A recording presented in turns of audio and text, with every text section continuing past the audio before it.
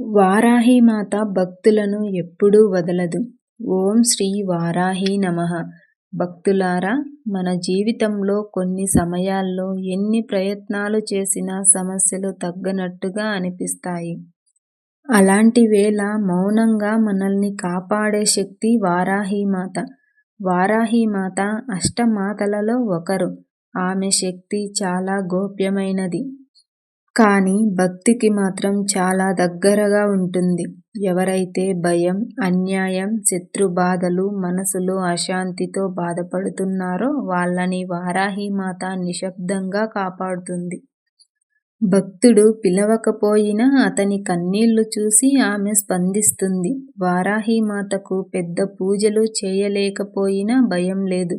నిజమైన భక్తితో ఒక్కసారి ఓం శ్రీ వారాహీ నమః అని మనసులో చెప్పినా ఆమె వినిపించుకుంటుంది.